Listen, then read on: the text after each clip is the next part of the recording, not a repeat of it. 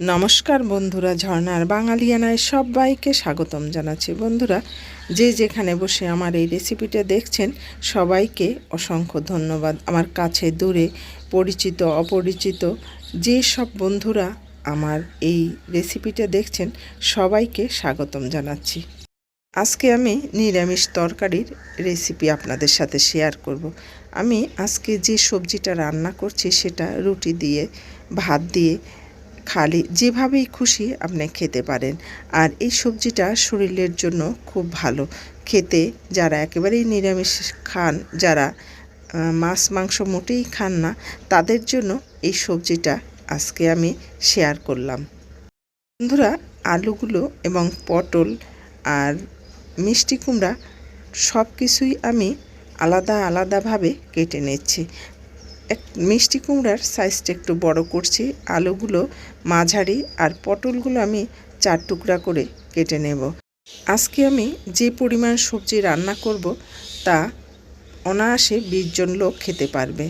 বন্ধুরা, আমি এভাবে পটলগুলো কেটে নিয়েছি, আর পটলগুলো কিন্তু পুরোটা ছুলে ফেলিনি। মিষ্টি কুমড়া নিয়েছি, আলু নিয়েছি।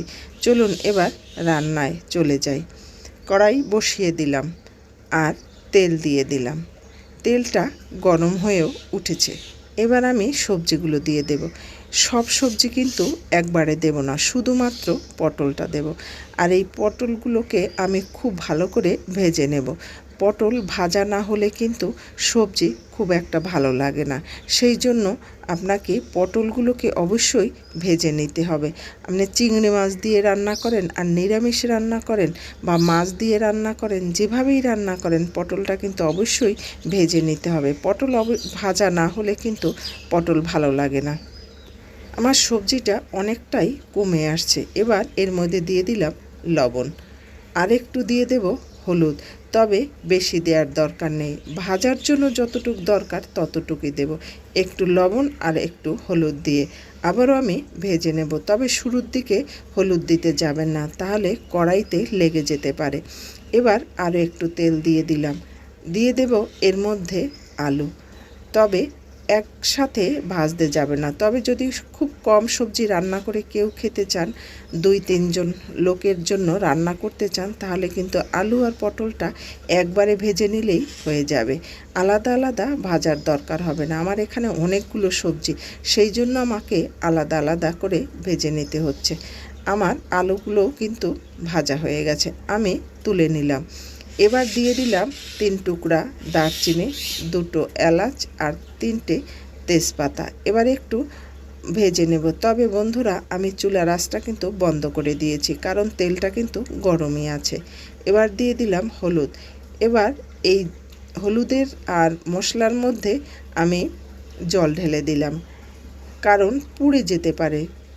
তেলের মধ্যে মশলা ঢেলে দিয়েছি, তাই পুড়ে যেতে পারে। এবার চুলার আঁচটা অন করে দিলাম, মশলাটা ভেজে নেব।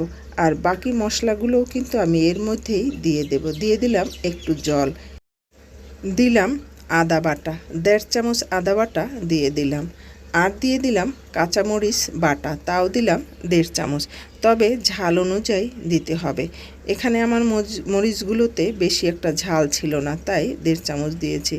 এবার দিয়ে দিলাম লবণ। আমার পটল ভাজায়ও লবণ দিয়েছি, আলু ভাজায় লবণ দিয়েছি, সেই জন্য লবণের পরিমাণটা আমি আগে কম করে দেব। বেশি দেওয়ার দরকার নেই, পরে আমি দেখে বাড়িয়ে কমিয়ে দেব। এবার মশলাটাও আমার কিন্তু ভাজা হয়ে গেছে। দিয়ে দিলাম আলু আর পটল। এই আলু আর পটল এই মশলার সাথে এবার একটু মিক্সড করব ভালো করে। আরও আমি 5 মিনিট ভেজে নেব এই মশলার সাথে।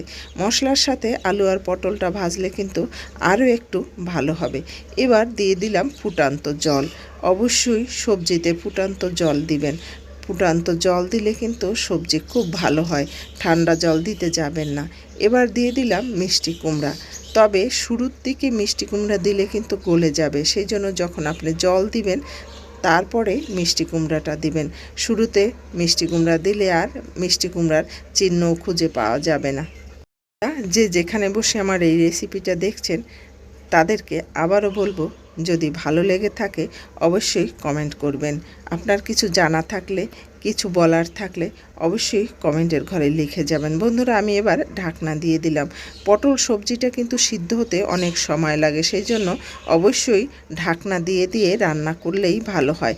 এটা মিক্সড হয়, ভালো নরম হয়ে যায়, আর তা না হলে একটু শক্ত শক্ত থাকতে চায়। সেই জন্য ঢাকনা দিয়ে দিয়েই আমি যতক্ষণ রান্না করব এই ঢাকনা দিয়ে দিয়েই কিন্তু রান্না করব। আবার ঢাকনাটা দিয়ে দিলাম। এই সবজিটা রান্না করতে কিন্তু অনেক সময় লাগে, তাই ধৈর্য ধরে আস্তে আস্তে করে রান্না করলেই কিন্তু এই সবজিটা ভালো হয়। এবার আমার সবজিটা কিন্তু প্রায় হয়ে আসছে। এবার ফোড়ন দেব, আর ফোড়নের জন্য আমি ছোটো একটা কড়াই নিলাম, দিয়ে দিলাম তেল, আর দিয়ে দিলাম ছোটো চামচের আধা চামচ জিরা, আর দিয়ে দেব ছোটো চামচের আধা চামচ পাঁচফোড়ন। এবার এই ফোড়নটাকে ভালো করে ভেজে নেব, তবে আস্তে আস্তে জাল দিয়ে এই ফোড়নটা ভাজতে হবে। যদি জোরে জাল দিতে যান তাহলে ফোড়ন ভাজা হবে না, পুড়ে যাবে। এবার এটা আমি সবজির মধ্যে দিয়ে দেব। আর এই শেষের দিকেই কিন্তু সবজিতে ফোড়ন দিতে হবে। শুরুর দিকে ফোড়ন দিলে কিন্তু সবজিতে অত টেস্ট আসে না। শেষের দিকে ফোড়ন দিলে আপনার সবজিতে যতটা টেস্ট আসবে সেটা কিন্তু শুরুতে হবে না। তাই নিরামিষ সবজিতে অবশ্যই চেষ্টা করবেন শেষের দিকে ফোড়ন দিতে। আর আমি এখানে ভরা 2 চামচ মশলা দিলাম। এর মধ্যে আছে জিরা আর দারুচিনি, এলাচ, তবে সেটা শুকনো খোলায় টালা। দারুচিনি দিয়েছি 3 টুকরা, আর এলাচ দিয়েছি 3-4টে, আর জিরা দিয়েছি প্রায় 1.5 চামচ।